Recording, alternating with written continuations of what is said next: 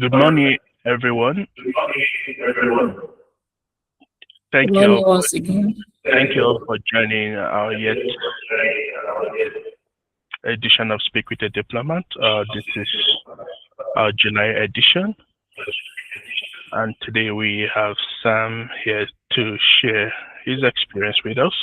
But before we dive into the main conversation for today, I will call on those who are shabby to quickly read the bio of Mr. Sam here so that we can begin the conversation for today. Just over to you, please. Thank you, sir. Good morning, everyone. Good morning, our guest for the program today. I am Dr. Dosu Ashafi from Window on America, Makudi, reading a brief bio of Sam Selvi, Deputy Facility Manager, and he's our guest for the program today. So Sam hails from Falls Church, Virginia, as the first star officer in the Facility Management Office. So before joining the Foreign Service, Sam built a distinguished career in hospitality industry, rising through the ranks to become the general manager of a luxury hotel. His tenure in the field included overseeing numerous renovations and serving as the lead for 2 new hotels construction projects as a director of operation and the other as the opening general manager. Sam holds a master's degree in business administration and is certified as a project management professional. Among other credentials, he also maintains a contracting officer's representative level 2 certificate, further demonstrating his proficiency in federal government contracting. In addition to his professional qualifications, Sam has working knowledge of Russia, Tutu, and advanced proficiency in Turkish. He is accompanied by his wife, Lydia, who previously served as a Turkish language instructor at the Foreign Service Institute. Ladies and gentlemen, with a resounding round of applause, let us welcome our speaker for today's program, Speak with a Diplomat, in person of Sam Selvi. Thank you all. Thank you so very much, Dr. Dosu. This is a great introduction. I'm really appreciative of you taking the time and more so giving me the opportunity from here in Abuja, connecting with all our colleagues and all our constituents throughout Nigeria. This is such an honor and a pleasure on my behalf. I'm really appreciative of that. So maybe as a part of this conversation that's titled as the hospitality to diplomacy, I would like to, first and foremost, before going into why I chose the path of becoming a diplomat, I would like to go in and make that connection between hospitality and diplomacy. So to begin with, hospitality is not much different from diplomacy. And the reason I'm saying that. Oh, okay, I understand. Dr. Dosu, I believe we get some feedback from you.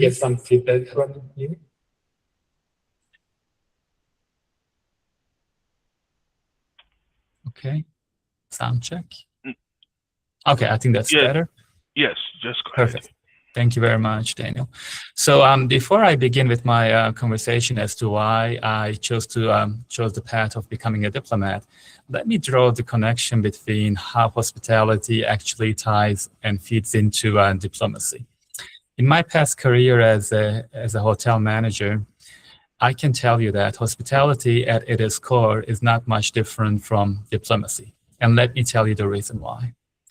If you think about it, hospitality gives you all the challenges to be able to work under pressure. It's not very different in the field of diplomacy. So there's a lot of moving parts, and more often than not, we get to work under pressure pretty much all the time, I should say. And more often than not, it is a line of business that requires you to be very nimble and very adaptable.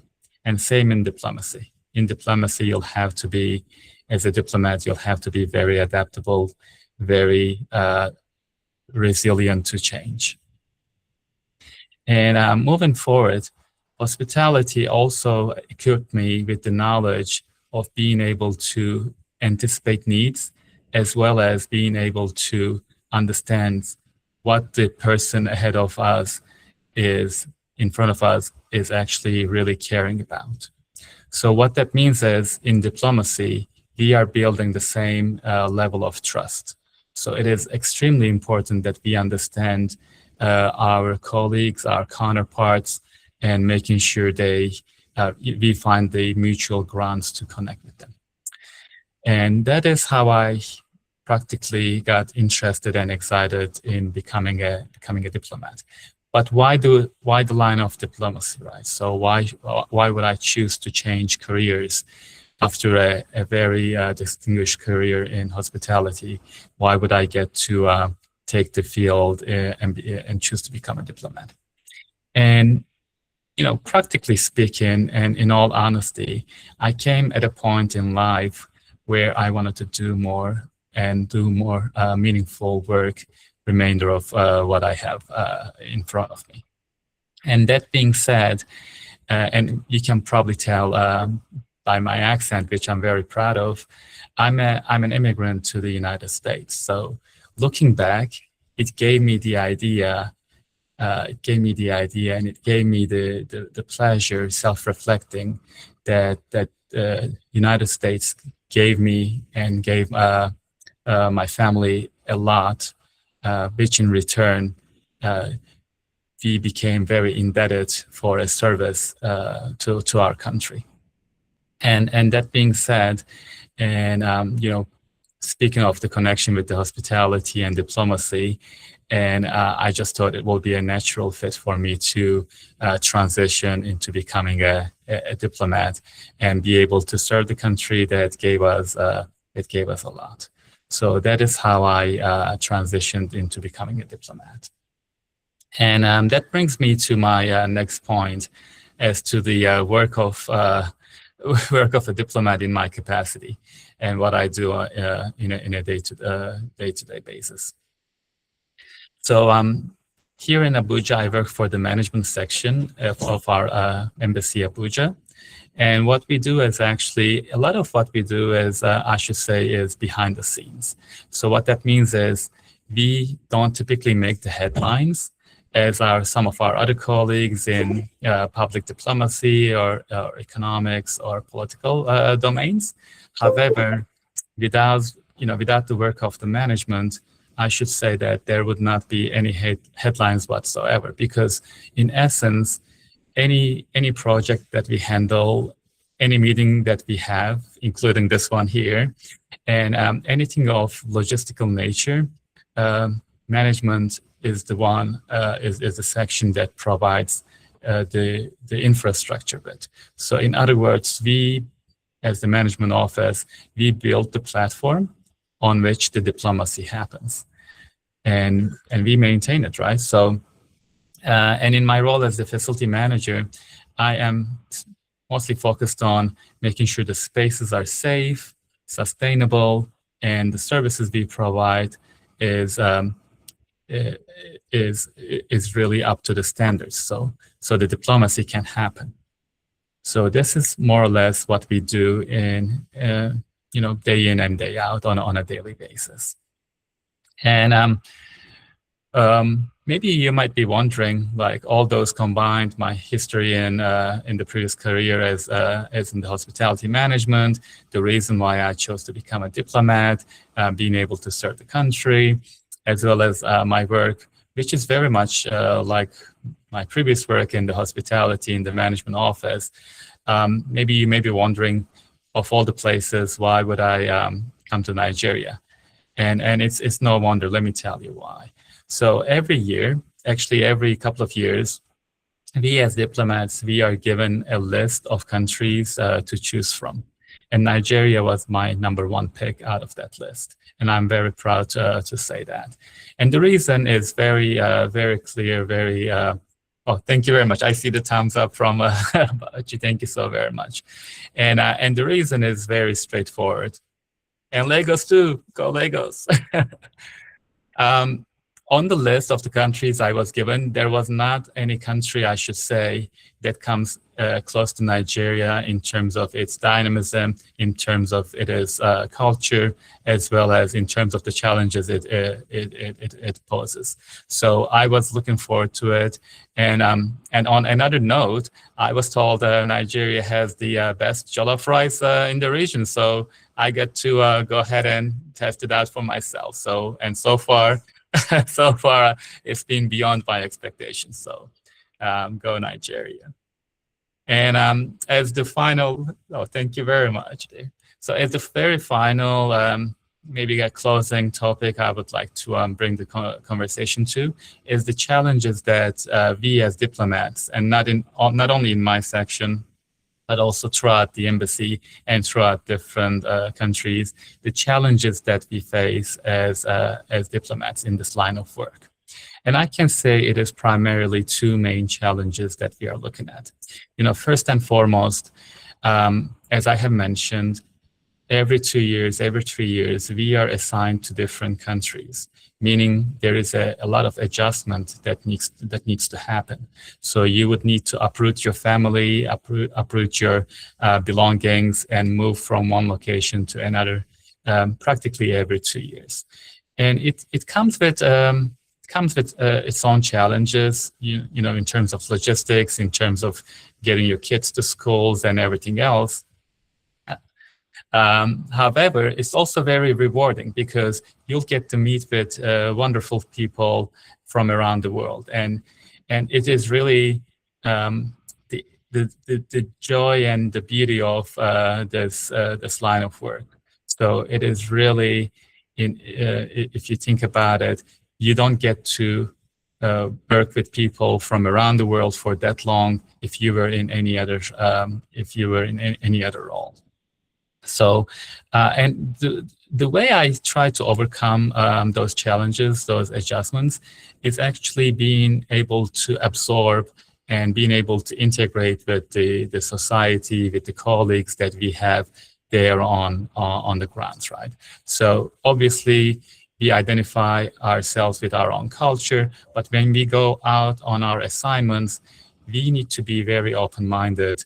We need to be able to take in whatever the culture that there is. It doesn't mean that we won't have our differences. Obviously, differences are going to be there no matter where we go. Nevertheless, it is our job and it's our duty to keep an open mind, to be able to adjust and to be able to appreciate all that is surrounding us. And I'm so happy and glad to say that so far in my 1.5 year time that I have spent in Abuja, Nigeria has been more than welcoming to me. So I'm very appreciative of that. And then secondly, the second biggest challenge that we have experienced as diplomats is the duty and burden, I should say, if for lack of a better saying, of representing United States in countries overseas. And what that means is every step we take, even if on a personal matter, we are expected to be representing United States. So let's say I'm out in a shopping mall, I'm out in a restaurant, I'm driving. There is no other way that I would consider myself as a representative of the country, even if on a personal capacity, right? So it is a little tense, especially when you're traveling, when you're with your family, that you would like to enjoy a nice afternoon coffee. but everybody around you knows that you're an American diplomat first and foremost. So that may take a little bit of an adjustment, especially for junior officers coming into service as myself. So, but those are the two main challenges that we experience as the diplomats, I should say. And I think that's pretty much it, what I have, Daniel, Doctor. And, you know, just in a nutshell to recap, I briefly touched upon as to how diplomacy and hospitality are connected, interrelated. The reason why I chose to become a diplomat and be able to serve the country that gave us everything that we have, and my work as the management, as the facility manager and a management officer here in Abuja, and why I chose Nigeria. Definitely jollof rice, but more reasons to it, and the challenges that I experience.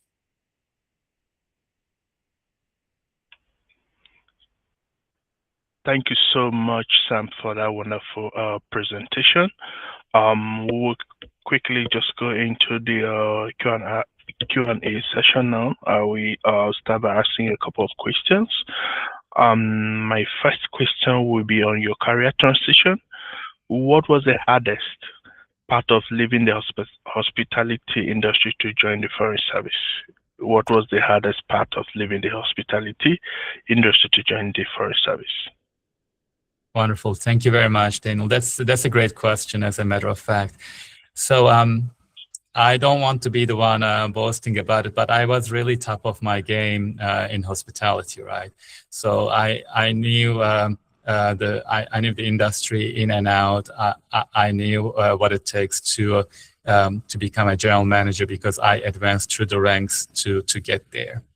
In diplomacy, or when I became a facility manager, a lot of the skills and knowledge did transfer over. It did actually translate, especially the soft skills.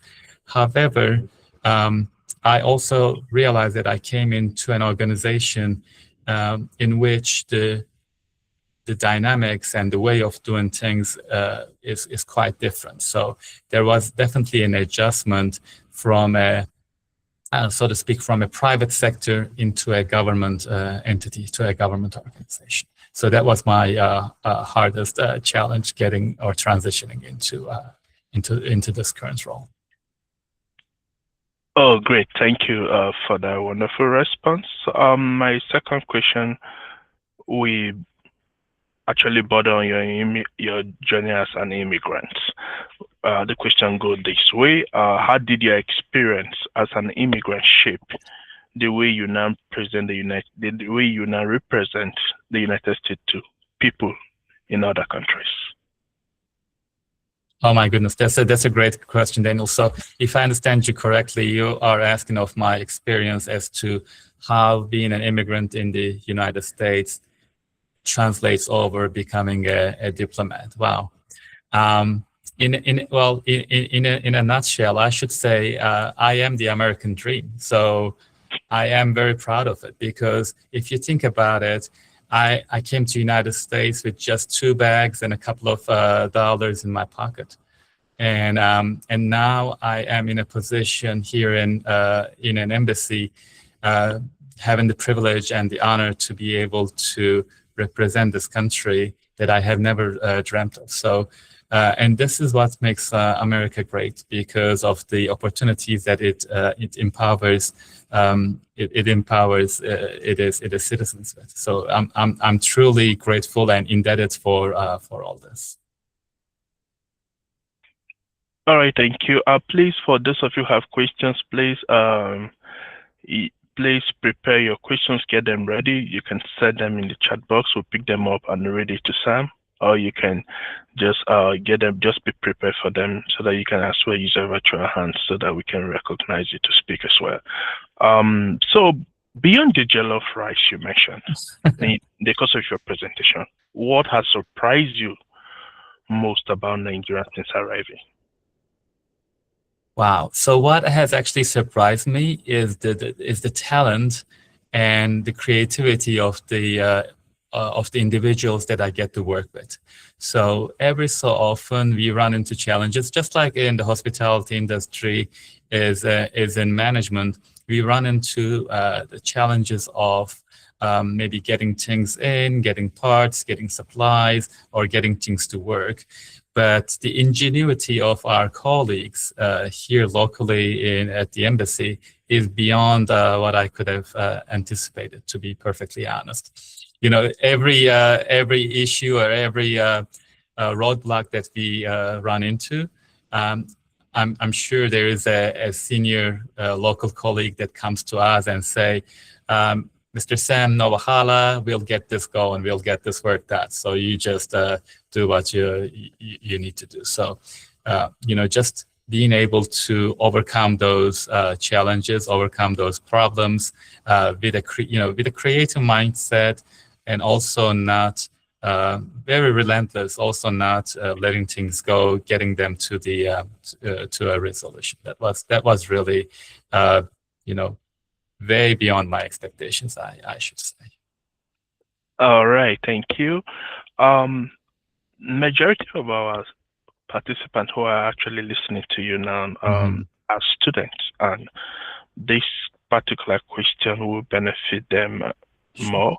So, for students who don't know much about foreign service career trends, can you explain what a typical day looks like as a facility manager officer? As a facility management officer, I should say there is no typical day, Daniel, and I'm not saying that in a negative way, because every day is different here in management office. You know, sometimes we have a very last minute VIP visit coming in, so we have to prepare for that. Maybe an emergency has happened over the weekend that we are catching up in the morning on Monday. So a typical day is really being ready for what the day brings. But you know, that put aside, we obviously do our day-to-day operations more on the administrative side of things, making sure, you know, we have everything that we needed in place, making sure all the systems are working fine. As I have mentioned, management is basically the platform that the diplomacy happens, right? And sometimes just the nature of it, as the facility managers, we literally and figuratively have to build that platform. So, you know, it takes a lot of work to get things done. A lot of it is project management, I should say, which, again, my hospitality background translates and helps me out immensely. But that being said, a typical day, other than the administrative work, is very dynamic. All right, thank you. Please, for those of you who want to have questions for Sam, please, can you just indicate with your virtual hand so that I can be able to identify you and give you the opportunity to ask your questions. You can as well send in the chat box. We can pick it up and read it out. So, all right, while you are getting set to do that, let me take this one more question, then I'll come back to you. I know you mentioned a few challenges that you've encountered as a foreign service officer. So one question I would love to ask is, what's one piece of advice you would give to young people watching you today who are nervous about the uncertainty of a foreign service career? It's a great question, Daniel. And the way I would look at it, it's a mind change. It's a paradigm shift most of the time. So what that means is those students, those young colleagues that are listening to me, so my advice to them mostly would be to be able to keep an open mind, because keeping an open mind, not only do you get to not only do you get to learn and benefit from others' experience, but also you will have the opportunity to self-reflect. Just as I did, transitioning from my hospitality career to diplomacy, self-reflection is being true to yourself, is in other words. So and if you keep an open mind, if you self-reflect, you will find the direction that you would want to go to that will benefit you or that will serve you greatly in the long run. So being true to yourself is very important, no matter what you do. I mean, I'm not here in a position to tell all of you to go ahead and apply for foreign service, but no matter what you do, being true to yourself and enjoying what you have ahead of you is going to serve you in the long run for sure. It may not be lucrative. It may be a little painful, or it may be a little stressful, challenging, but eventually you'll get to see the fruition. Thank you very much. Let's take questions from our audience at this point. Let's go to Calabar. Calabar, please unmute yourself and ask your question. Makodi, get ready after Calabar. Calabar, over to you. Good morning. Good morning. Good morning, Calabar. How can young people use hospitality as a tool to promote peace and mutual understanding? How can young people use hospitality as a tool to promote peace and mutual understanding? That's great. Thank you so very much, ma'am. I really appreciate the question. So the question was, how can young people use hospitality, or in our case, use diplomacy to promote mutual understanding? As I alluded before, hospitality and diplomacy, they have a lot of things in common. So one thing that's very common is actually being able to understand what really matters for those in front of you. So what I mean with that is, we all sit at the same table, maybe we all eat and drink the same thing, but what really matters is what matters to the other person. So because inside of you, what matters to you the most, but what matters to the other person is the way we can be on the mutual ground, is the way we can build trust, and is the way we can move forward. If we are not on the same page, being on the same table does not or may not help as much. But establishing that trust to move forward should be our ultimate goal. And it goes for it goes for everything to that regard, Calabar. It goes for mutual agreement on peace, and it goes on business relationships, economics relationships, everything else you can think of.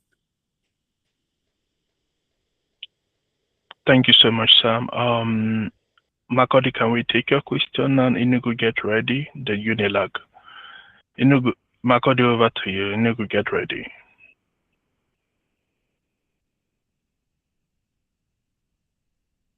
Makodi, we can't hear you. Okay. Good morning. My question is, as a diplomat to Nigeria, and after spending some time here in Nigeria, I want to ask, what's your best Nigerian dish and your best cultural attire? Thank you. All right. So my best Nigerian dish and the cultural attire, right? You said. Yes. Perfect. Yes. Perfect. Wonderful. Makodi, if we can get you back on mute, wonderful. Okay. Perfect. So as Makodi was asking about my favorite Nigerian dish, actually small chops, believe it or not. In our cafeteria, we do have a lot of those small chops. Sometimes sometimes with veggies, but mostly with meat. So I'm a fan of small chops in addition to jollof rice. So basically, what I eat, as I can eat as much of those. As for the attire, as for Nigerian outfit, I'm really fond of. I did not realize up until coming here that the Yoruba hats, that you have a different way of wearing them that symbolizes different marital status, right? So I did not realize that if I hadn't come here. So, and now And now it's a cultural tidbit that I wouldn't have known otherwise. So it is a tradition actually at our embassy for the departing officers that our colleagues, they get some tailor-made clothes that I'm really looking forward to. Unfortunately, my time in Nigeria will be coming to a conclusion in approximately 6 months now. So I'm really looking forward to what they have for me. So, but something definitely I'll be wearing and I'll be cherishing for the rest of my life. Thank you, Sam. Inugu, can you unmute and ask the question now? Makati, please mute. Can I be heard? Yeah, go ahead, Yeah. Inugu. We can hear you loud and We have two questions. I'll just ask the first one.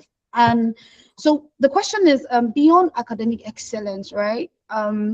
What qualities or experiences do American institutions and international organizations value most when selecting young people for global opportunities? Because we find that most times they get to is have a good grade, write a SAT exam, do something with your academics. And so we fall short in other requirements that may help us to stand out among other students from other countries who may have the same qualifications as we do.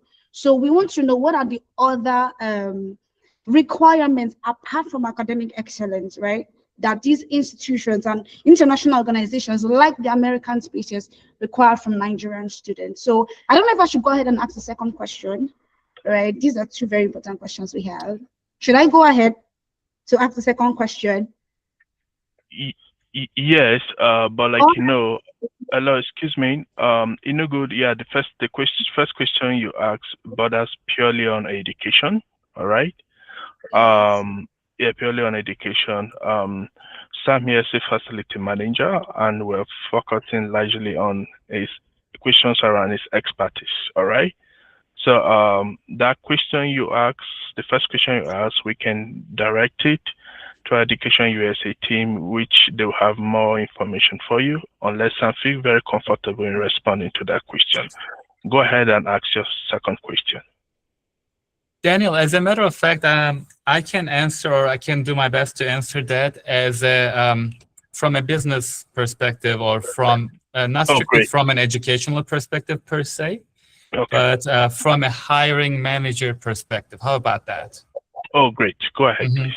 And Madam Inugu, I'm not sure if that would apply to everything that you have asked, but let me answer this question that you have asked as regards to the academic performance, and from a perspective of a hiring manager. So I don't know if that will answer your question, but let me do it that way. So you've been wondering if academics in and of itself is sufficient to get to or to secure a job, is my interpretation of your question. And if that is so, I would say nowadays, in this recent age that we are living in, it may not necessarily be. And let me tell you the reason why. A lot of the times when we are reviewing a resume, or when we are reviewing a potential candidate, academics do matter, and we place a very high importance on that. But it is not to discount also everything that goes beyond academics. So we evaluate, as hiring managers, we evaluate individuals holistically, meaning what they do in academics, their grades, their scores, their diplomas, all that definitely have a great significance, and we value those, as well as the other aspects of the individual that makes an individual, right? As in volunteer work, as in public affairs, how that individual interacts with the community. Things of that nature, also matter when we go into depth of evaluating those candidates. So. Yeah, so we can take your second question. Go ahead. Okay, so the second question is, seeing that you are a diplomat, right? What do you think is the roadmap for students like us? I mean, it's not an academic question, but we are still students. Most of us on this spaces are students. And so what do you think is the roadmap to becoming a diplomat like yourself? I mean, do you have a trajectory you followed? Did you have a already set terrain, or did you just target to be a diplomat and then you found your way around it? We just want to know. Yeah. Well, that's a great question. So yeah, I can tell a little bit more about my personal experience. As I've said, the reason I chose this path of service is the fact that I wanted to serve the country. I wanted to be able to represent United States in countries as great, wonderful countries as Nigeria. So that's kind of the reason why I made that change. I made that transition. So, however, it may not necessarily mean that my path or the way or the things I brought to table is the only way to become a diplomat. So I do have very valuable colleagues that I get to work with every day, come from different lines of work. We have colleagues that used to be lawyers back in their days. We have colleagues that used to be in the military back in the days, and anything in between. So that being said, I wouldn't necessarily confine myself or my skills in that regard, in becoming a diplomat, rather. But more so, if this is what you would like to focus on,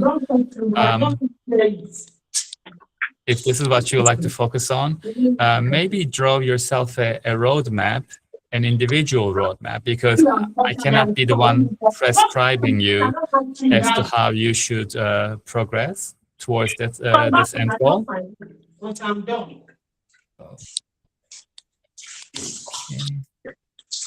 Ms. Agentis, yes, just a moment. Chidima, Agenti, please, can you mute yourself? Okay, so as I was saying, I'm in no position to prescribe you a roadmap that would require you to take. At the end of the day, both the responsibility and the challenges lie with you. So it will be upon yourself to go ahead and do your work to wherever your heart is. It may be diplomacy that you serve the country with. It may be something else. All right. Thank you so much. Thank you very much. Thank you very much. All right, let's go to Unilag.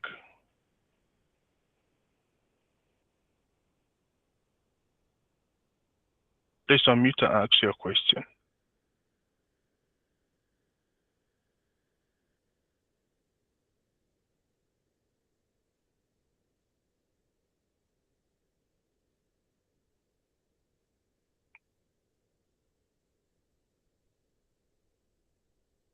Oh, question has been answered. Mr. Daniel Unilag saying their question is answered. Okay, oh great. Then let's go to American Center, Lagos. American Center, Lagos is saying, what skills did you think stood you out after college in your work life, speaking to young people in these spaces? What skills did you? You got the question right? I did. So it's the skills that stood out or that helped me after college, is what I understand. Is that correct? Yes, after college, yeah. Mm-hmm. I think I would say two skills were really important in my career development and as a person, I should say. First and foremost, being an eternal student. So once the college ends, people come up with the idea that, okay, the college is over, I got my degree, and that's about it. But that doesn't need to be the case, or does it? Because at least what helped me the most is actually being an eternal student, meaning like every day I wake up, every meeting I go to, even the session here, I get to learn a lot. So, and being able to learn a lot is actually that paves the way, and that puts another stone on the steps, right? So, you learn something today, you build on it, it's a step on another, taking you higher and higher. So being able to learn a lot is absolutely crucial in any, in my opinion, in anybody's personal and professional life. The second skill that was really important, that really helped me a lot, is the adaptability and flexibility. So especially in our line of work as a diplomat, we, as I mentioned, we do go through a lot of changes, a lot of adjustments every 2 years, every 3 years, another country, new cultures, new places. So being able to adaptable to change and adjust to those new environments is really important. And it doesn't have to mean that you go from one country to another. It may be just you go from one work to another work, or maybe from one city to another city. Even, let's say, in your personal life, you're not married, you're single now, and next day you'll find a spouse and you get married. Now you have a different life. So being able to make those adjustments and make those adjustments in the way that benefits you the most, and in the way that doesn't really stress you out. So being able to live with the uncertainty. So those two things are really, really game changers for me. Okay, how do you personally stay connected with family back home despite the time difference and distance? That's that's a really tough one. So back in the days when we did not have the WhatsApp or the internet and what have you, it was really more of a challenge than it is now. But nowadays, I think with the advance of technology, it is a little more, I think, plausible, a little more manageable, I should say. I can pick up the phone and do a video chat with my sister and with my mom. So those are more doable now than it was before. But to your question, Daniel, so of course there are challenges, but one thing that I get to find out as diplomats, that we, in a way, build a family in the country that we are in. So, and what that means is our colleagues at work, our counterparts from different embassies, our local colleagues, the people we interact locally. So let's say you have your driver, or you have your you have your cook, you have your colleagues. So those individuals at the end of the day become your family. And there is the beauty of it is, now you have a sister in Nigeria, now you have a brother in Nigeria, and we get to connect with them. We get to keep those connections for the long run. So whenever I come back, I know who to go to. Okay, do we have any question from American Center Lagos? Do you want to unmute and ask your question? American Center Lagos. Okay. Thank you very much. I do have a question. My question is, how can the US make the visa application process more transparent and accessible for students and business people? Sorry, thank you very much. This is not a visa session.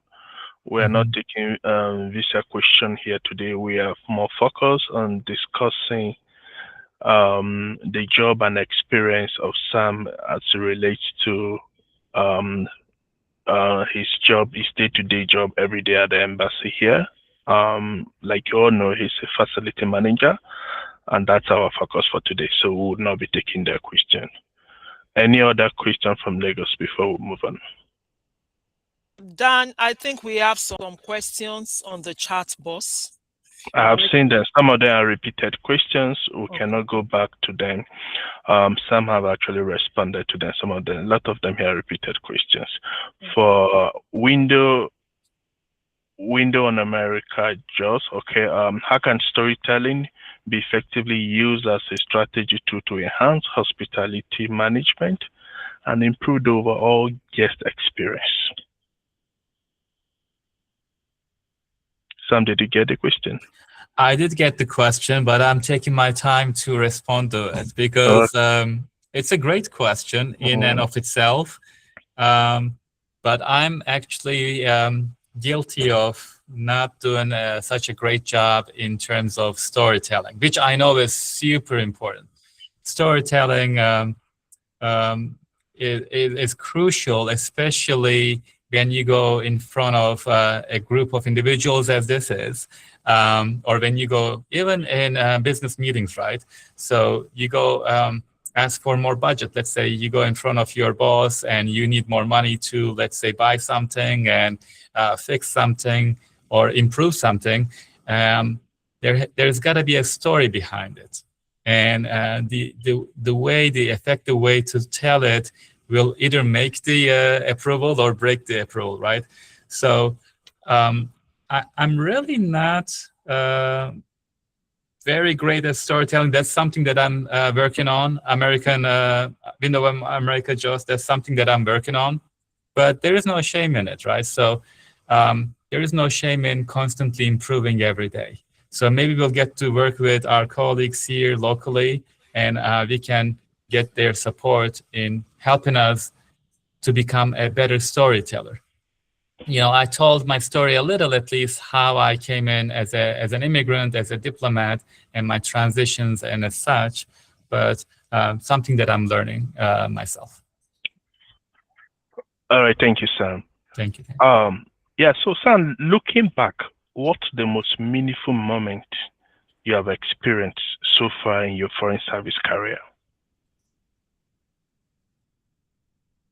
So the most meaningful moment I get to experience, actually two meaningful moments.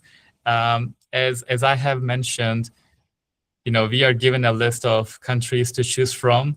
And when the announcement came that Nigeria, my first pick, was granted and I'm assigned to go to Nigeria, that was really very meaningful because I knew that I'll be making a great difference in the country. I knew that I'll be making a great, you know, so to speak, a great involvement, a great investment for myself as well. So that was my first meaningful moment. And then the second meaningful moment is when I came to Nigeria after about I should say about a year in. Now I start getting to know how things work, how local colleagues operate, and how we can actually make things happen. Is when I vividly remember one of our colleagues came in and she said, "Mr. Sam, now you're one of us." And I got a little puzzled, you know, and I don't get to work with her a lot, but and she said, you know, now you're one of us. And I kind of dig through and I ask, you know, why would you say that? Because you see a lot of people come and go. But she said, and I really remember still very emotional about it. And she said, you have been very respectful, very kind to us, and you saw us as your family. And that actually carried through. That meant a lot to me, Daniel, because it gave me the sense, it gave me the realization that as the saying go, and I want to get this right. The soldiers come and go, but the barracks stay, right? Is that how the saying goes? Okay. So as the diplomats, you know, we come and go. You know, it's a 2-year assignment. It's a 3-year assignment. So we come and go. We we rotate every so often. But the way we connect with our colleagues here, the local colleagues here, the way we make that difference is really what matters. So that actually. That actually made a good impact on me emotionally. All right, Sam. So Sam, Thank you for taking much of your time, but this will be the last question for today. Sure. What would you want the young people listening today, young people listening to you today, what do you want them to take away from this conversation for today? Thank you very much, Daniel. A lot of the times you hear people preaching and saying that every young person should follow their dreams. And that's accurate. That is 100% accurate. But following your dreams in a conscious manner, working towards it, is what actually brings results. So following dreams, I can go in front of you and I say, okay, follow your dreams, see you tomorrow. But what I would want maybe out of this meeting for all the young colleagues that I have in the presence, follow your dreams, but also be conscious about it, be meaningful about it. Make sure when you have set your goals, when you have your mind put on something, make sure to work towards it every day and every time. You just gotta have to grasp it and work towards it, so that you can get the results, so that you can get what you want at the end of the day. Thank you so much, Sam. Indeed, it's been a very wonderful conversation with you this morning. And please, ladies and gentlemen, let's put our hands together for Sam for a wonderful presentation. I think we actually did learn something new today, and we sincerely do appreciate you for coming on our program. And we hope that our path will cross again, because I know you mentioned that you live in 6 months. And so we just want to say a very big thank you to you. And thank you to all of our participants across our network of American spaces all over Nigeria. Thank you all for joining. We do appreciate you. Please keep a date with you. Sign up for our event and ensure that you become part of our engagement every week. Thank you so much, Sam. We do appreciate you for coming on our program. Thank you so very much, Neil. It's been my pleasure and my honor to be with you today. Thank you so very much. All right. Thank you so much. All right. Have bye, a great everyone. day. Bye-bye. Yeah, you too. Bye-bye.